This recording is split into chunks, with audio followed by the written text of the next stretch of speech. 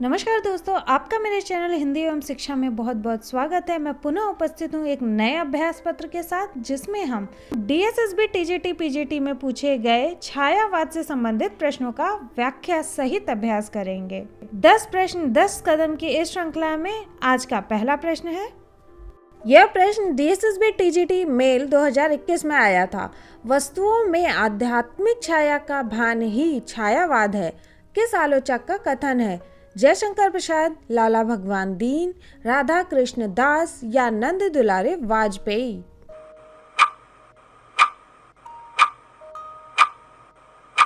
सही उत्तर option D है। यह मान्यता सौष्ठववादी आलोचक नंद दुलारे वाजपेयी की है। वहीं छायावाद को स्थूल के प्रति सूक्ष्म का विरोध डॉक्टर नगेंद्र ने कहा है। आचार्य रामचंद्र शुक्ल कहते हैं, छायावाद शब्द का प्रयोग दो अर्थों में समझना चाहिए। एक तो रहस्यवाद के अर्थ में, जहां इसका संबंध काव्य वस्तु से है। दूसरा प्रयोग काव्य शैली या पद्धति विशेष के व्यापक अर्थ में है। राम कुमार वर्मा कहते हैं, जब आत्मा की छाया परमात्मा पर तथा परमात्मा की छाया आत्मा पर पड़ने लगती है, तब छायावाद की सृष्टि होती है। शांति प्रिय द्विवेदी कहते हैं, छायावाद एक दार्शनिक अनुभूति है। वहीं महादेवी वर्मा का मत है, छायावाद तत्वतः प्रकृति के बीच जीवन का उद्गीत है। ये प्रश्न डीएसएसबी टीजीटी मेल 2021 में पूछा गया था। सांध्य काकली किस रचनाकार की कविताओं का संग्रह है? महावीर प्रसाद द्विवेदी, नंद दुलारे वाजपेयी, कृष्ण बिहारी मिश्र या सूर्यकांत त्रिपाठी निराला?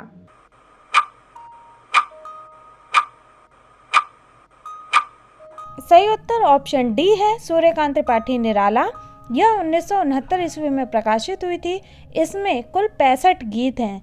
ये 65 गीत निराला जी की 65 साल की उम्र का प्रतिनिधित्व करते हैं। सांध्य काकली निराला जी का अंतिम संग्रह है। इसमें निराला जी की अंतिम कविता पत्रोत्कंठित जीवन का विष बुझा हुआ है संकलित है। इस कविता की कुछ पंक्तियां देखते हैं। पत्रोत्कंठित जीवन का विष बुझा हुआ है, आज्ञा का प्रदीप जलता है हृदय कुंज में, अंधकार पथ एक रश्मि से सुझा हुआ है, दिन निर्णय ध्रुव से जैसे नक्षत्र पुंज में। ये प्रश्न डीएसएसबी पीजीटी 2021 से। उच्छ्वास किसका काव्य संग्रह है? प्रसाद, हरिऔध, निराला या पंत?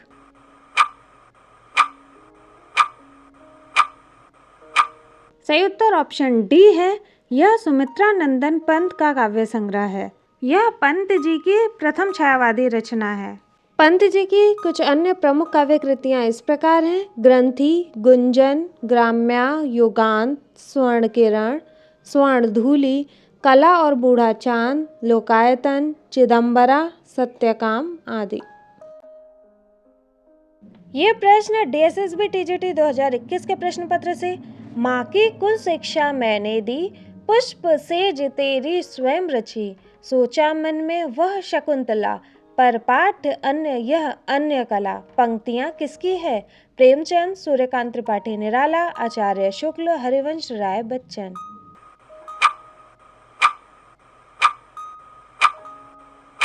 सही उत्तर ऑप्शन बी, सूर्यकांत त्रिपाठी निराला।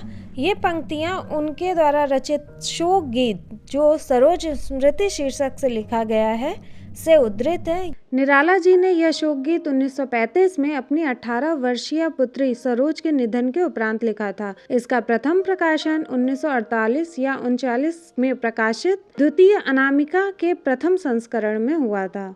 इस कविता में उन्होंने अपने शोक के साथ साथ समाज के प्रति आक्रोश और व्यंग को भी प्रकट किया है। यह कविता हिंदी के सर्वश्रेष्ठ शोक गीतों में से एक मानी जाती है। इसकी एक विशेषता यह भी है कि गंभीरता के बावजूद इसके लेखन में हल्के फुल्के शब्दों का प्रयोग किया गया है। उदाहरण के लिए कुछ पंक्तियां देखते हैं। तू 1.25 साल की जब कोमल, पहचान रही ज्ञान में चपल, माँ का मुख हो चुंबित छड़, भरती जीवन में नव जीवन, वह चरित पूर्ण कर गई चली, तू नानी की गोद जा पली। यह प्रश्न DSSB PGT के अलावा MP असिस्टेंट प्रोफेसर 2017 में भी पूछा गया था। परिमल किसकी काव्य रचना है? माखनलाल चतुर्वेदी, पंत, निराला या रसखान?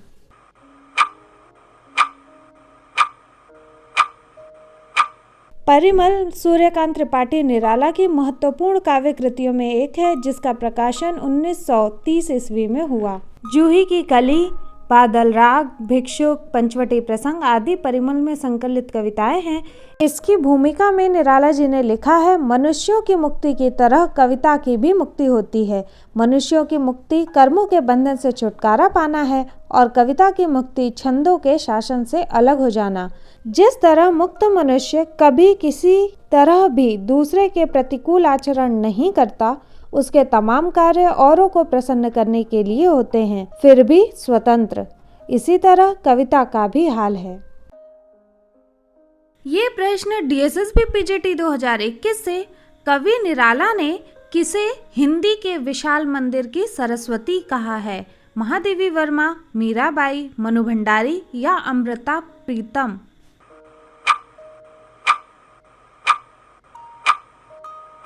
सही उत्तर ऑप्शन ए है। निराला जी ने महादेवी वर्मा को हिंदी के विशाल मंदिर की सरस्वती कहा है। निराला जी और सुमित्रा नंदन पंत को महादेवी वर्मा अपना मानस बंधु मानती थी और जीवन पर्यंत उनको राखी भी बांधती रही। इसके अलावा महादेवी जी को आधुनिक युग की मीरा भी कहा जाता है। वह छायावाद के प्रमुख 4 स्तंभों में से एक मानी जाती हैं। महादेवी जी के कार्य क्षेत्र की बात करें तो उन्होंने लेखन, संपादन और अध्यापन के साथ चित्रकारी के भी क्षेत्र में विशेष योगदान दिया। ये प्रश्न DSSB TGT 2021 में पूछा गया था। महादेवी वर्मा को ज्ञानपीठ पुरस्कार उनके किस कृति के लिए मिला है? यामा, गीत पर्व, आत्मिका या नीलांबरा?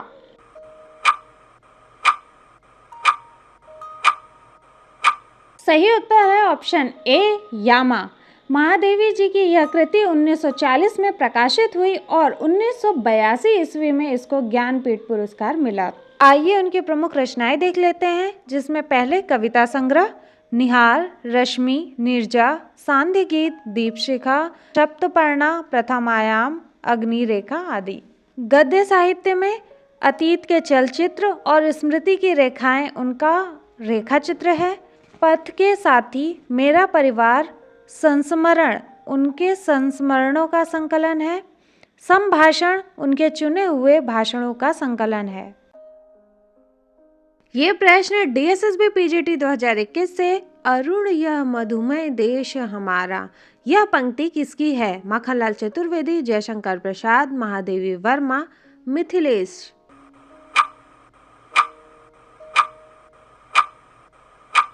इसका सही उत्तर ऑप्शन बी है, जयशंकर प्रसाद। ये पंक्तियां प्रसाद जी के नाटक चंद्रगुप्त में कर्नेलिया नामक पात्र द्वारा गाए गए गीत से ली गई है। आइए चंद्रगुप्त नाटक से जुड़ी कुछ तथ्य देख लेते हैं। चंद्रगुप्त नाटक की रचना 1931 में की थी। यह एक ऐतिहासिक नाटक है जो राजनीति, कूटनीति, षड्यंत्र, घात प्रतिघात, द्वेष, घृणा, महत्वाकांक्षा, बलिदान और राष्ट्र प्रेम की कहानी कहता है। इस नाटक की भूमिका अपने आप में शोध पत्र से कम नहीं है। इसमें प्रसाद जी ने इतिहासकारों द्वारा लिखित विभिन्न पुस्तकों का अध्ययन कर उसका रेफरेंस दे चंद्रगुप्त से संबंधित हर प्रकार की घटना का उल्लेख किया है। नाटक के प्रमुख पात्र देख लेते हैं। पहले पुरुष पात्र, जिसमें चाणक्य या विष्णुगुप्त नाम से जाने जाने वाले मौर्य साम्राज्य के निर्माता, चंद्रगुप्त मौर्य सम्राट, नंद मगध सम्राट, राक्षस मगध का अमात्य, सिकंदर ग्रीक विजेता, मौर्य सेनापति, चंद्रगुप्त का पिता। प्रमुख स्त्री पात्र हैं कार्नेलिया सेल्यूकस की कन्या, मालविका सिंधु देश की राजकुमारी, अलका तक्षशिला की राजकुमारी, कल्याणी मगध की राजकुमारी इत्यादि। ये प्रश्न DSSB में 2021 में पूछा गया था। आंसू काव्य किस वर्ष प्रकाशित हुआ? 1928, 1925, 1914 या 1930 में?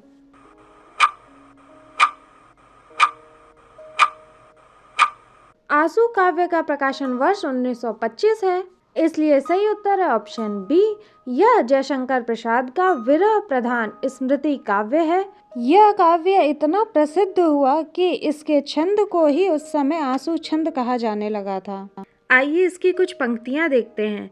इस करुणा कलित हृदय में अब विकल रागनी बजती, क्यों हाहाकार स्वरों में वेदना असीम गरजती। मानस सागर के तट पर क्यों लोल लहर की घातें, कल कल ध्वनि से हैं कहती कुछ विस्मित बीती बातें। आती है शून्य क्षितिज से क्यों लौट प्रतिध्वनि मेरी, टकराती बल खाती सी पगली सी देती फेरी।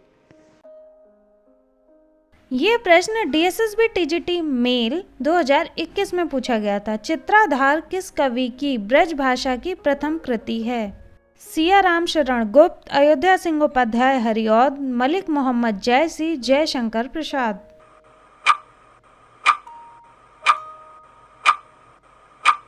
सही उत्तर ऑप्शन डी है, जयशंकर प्रसाद।